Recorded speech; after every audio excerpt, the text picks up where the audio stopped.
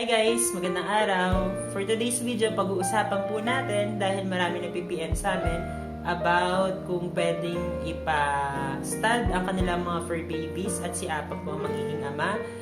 Sorry to say po, pero may i-open up po kami sa inyo dahil si Apa po ay isa lang ang itlog ng bata. Ayan. So, 2 months po si Apa nung nakuha ko siya. So, within 2 to 3 months, hindi ko pa po agad napansin na kulang yung egg niya. Kasi within those months po, hindi agad-agad natin makikita kung kumpleto.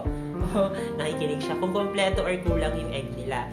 So, magiging fully developed at magiging fully descent, meaning nakababa na po yan within 6 months. So, kung hindi po talaga siya bumaba within 6 months na makita niyo po na visible dalawa yung egg nila, meaning po, may problema talaga sila sa itlog. Nakausap ko rin po yung breeder ni Apa kasi nung naobserbahan ko na hindi nga bumababa yung itlog niya, tinanong ko po kung meron talagang history yung kanilang family tree ni Apa, kung meron talagang mga may single egg lang doon. As per the breeder po, tiwala naman ako sa kanya. This is the first time po na nagkaroon ng single egg doon sa family tree ni Apa.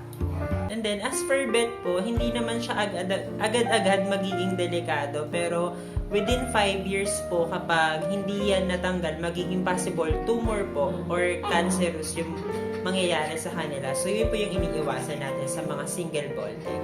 Kaya, recommended po ng mga nakausap kong vet na dapat pinapatanggal po siya. Kaya naman po ang susunod nating tanong, siguristang fur parent, makakabuntis kaya ang ating mga fur babies kahit isa lang ang itlog nila?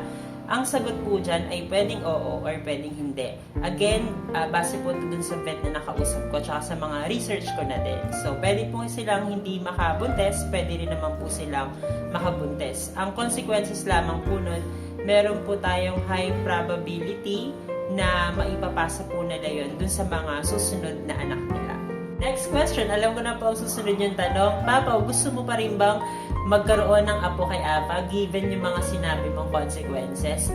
Ang sagot ko po dyan ay yes, pero hindi pa po sa ngayon. Pero syempre, iniisip ko yung magiging consequences na possible.